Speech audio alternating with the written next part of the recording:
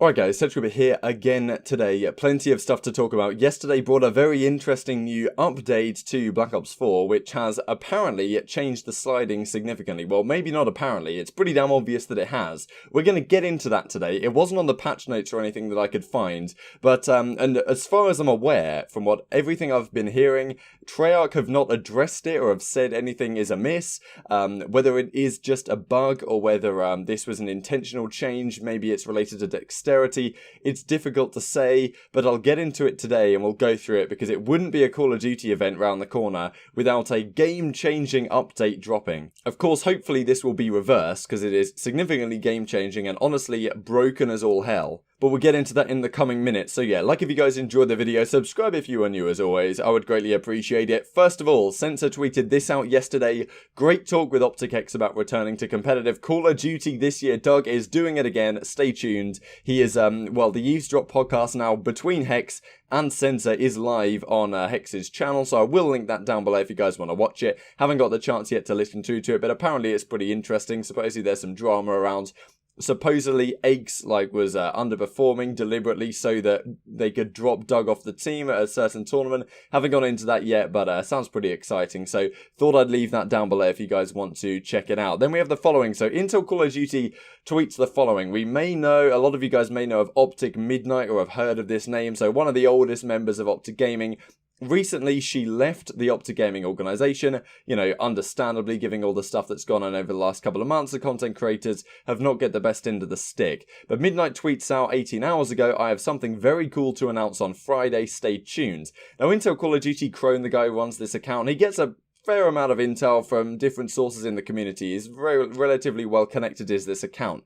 And Intel Call of Duty, he says, this announcement might be franchise related. And just because, he said this is possible, especially because we've got MN in Midnight's name, Minnesota. As Crone says here, she's born and bred in Minnesota. You never know. Might be possible that the Minnesota spot may have something to do with what Midnight is working on. So I thought I would make that known for sure. Then we have the announcement of the Call of Duty World League Championship schedule. And honestly, it's pretty damn good for European fans and fans that are outside of the States. Well, I say that, but if you're in Australia or New Zealand, I'm pretty sure you're screwed either way. So, it is what it is. But if you're a European fan and you're watching in the UK or elsewhere in Europe, this is as good as we could realistically have expected from a North American time zone, given it's all the way over on the West Coast. Because typically, East Coast events are much better for events for all the different time zones. And they're really not asking for great viewership if they're going to have the grand finals at like 2 a.m. in Europe. And that's probably in the UK, like further afield in, Finland, over that kind of area, it's 2 hours on top, even France an hour on top, the like. So, it's very difficult for European fans to follow it, but these are the times we have. This is the schedule, so I thought I'd run through Wednesdays. So yeah, Elevate the Boys, Gen.G Fuego, United having their breakfast pretty early on at 10 a.m. here. This is all Pacific time, so this will be 1 p.m. Eastern time, 6 p.m. British summer time, so 6 p.m. start time is not too bad. Of course, we do have a lot of matches though, very important ones as well. So if you guys aren't aware, a week today, World Championship will begin. First 2 days will be pool play, so 16 of the 32 teams will be eliminated. Then the last 3 days, we go into the bracket, and things get very, very spicy. So these are the matches. Just thought I'd scroll through them. So then, we have a 1.5 hour slot for the matches. Let's try and find some really exciting ones here. 100 Thieves Sicario could be kind of exciting. There's some decent teams here for sure. But yeah, 1 p.m. match, a 2:30 p.m. match,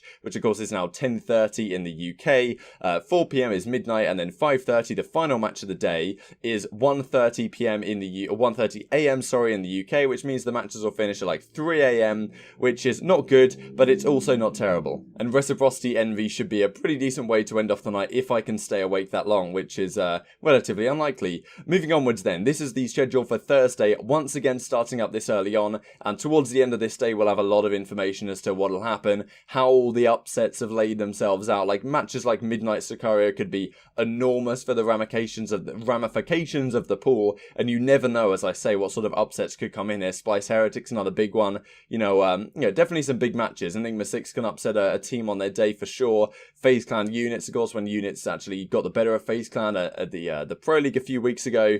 And then, yeah, so big matches here. 100 Thieves, OpTic Evil Geniuses as well to end off the night. Once again at 5:30 p.m. Pacific time, 8:30 p.m. Eastern time, and that'll be 1:30 a.m. in the morning over here in the UK. But I thought I'd bring that to your guys' attention wherever you happen to be around the world, what matches and what kind of timings we're looking for. And if these are the timings they're going for with a 10 a.m. start early on in the tournament, that gives me some faith that towards the weekend they will also try and bring the matches a fair bit back. So us guys over in Europe and possibly in Australia as well, even though really they have to get up stupidly early in the morning to watch matches. It's a crazy turn of events really, but that's esports, I guess. I'm hoping they'll make it easy for us. I really don't want to be staying up till like 2 a.m. to watch the World Championship Grand Final on a Sunday night, then have to get up at like 6 a.m. before work on the Monday to make the recap. So we'll just have to see how it goes. So moving onwards here, this is what we're looking at for the slide. So I've downloaded this video so I can put it on bigger screen for you guys right now, but this is what happened with the slide. Have a look at this, boys and girls. So, I mean, look at the state of that. This slide is just outrageous from what we've seen before. You can definitely see it on the individual when they slide. Like, let's have a look at, this video right here, for example. Obviously, it's pretty small on the screen right now, but you can see how long these slides are, just ridiculously long. Now, I don't know whether this is some sort of bug with dexterity, but the patch that came out yesterday does seem to have very clearly changed this slide mechanic and made it, well, pretty much obnoxiously long. And, this is just ridiculous. You move incredibly quickly, and the distance on this is just remarkable. Now, obviously, pros don't usually slide to its fullest distance. Usually, you would only slide part of the way, and then you would snap out and you would aim down sight to try and, catch off guard, maybe a nice little bit of movement. But, I mean, this is pretty outrageous. Now, we've got another image here as well, or another video of the new update being pretty damn nice. Look at this. Goes for the punch and goes flying through the air. Now, I don't know whether this would have been possible on the previous patch. I think I might have seen stuff like this in the past, but it's kind of interesting that this happened right now, and maybe they have messed to some degree with the movement and different mechanics in addition to just the sliding. Now, of course, this is something we don't want to happen. This has happened time and time again, usually not before the World Championship though. Usually things are well set in stone long before then. But it's been a very common thing that updates will happen just a few days or just a week or so before a massive event, and the pros and the community has to sit here like, well, what's going on here? Because, we might have a drastically different meta, or they might have changed how good the weapons are, for example, in advance of an event. And of course, that's not what you want when teams have been practicing on something for many, many weeks. You then go into an event environment and they have to practice on something that they have no use with, or that they haven't practiced much with for a much shorter period of time, which generally means the event will be much more random. Now, I would be very, very surprised if this occurrence is maintained. I highly doubt that they will keep this level of sliding in the game because, look, to me, it seems like this should be some sort of a bug, even if this was for some reason intentional for public matches. I feel like for competitive, they should surely have a good idea that this is not the kind of change you want to be making. Pros are already way too good at abusing sliding, I would say. Giving them this extra breathing room is just frankly ridiculous. I can't really imagine it was intentional. Like, I know this isn't perfectly centralized on your screen, guys, but look at the state of this I saw on Reddit. This is what it looks like from the opponent's perspective if you get slid on. This is no, oh my god, that's not what it looked like before the patch, let's put it that way. So, look, I don't think this was an intentional change. I can't see a reason why it would have been. Quite often things get messed up. It may be a bug with dexterity or whatever the case may be, because that lets you slide longer in this game. But, as we can tell, it's pretty damn outrageous. It shouldn't be something that's in the game, especially not 1 week before the biggest event of the year. But look, as far as I can tell, maybe that'll be different by the time this video goes live. But from what I've heard, Treyarch have not commented on this matter. They've not made any issue with it.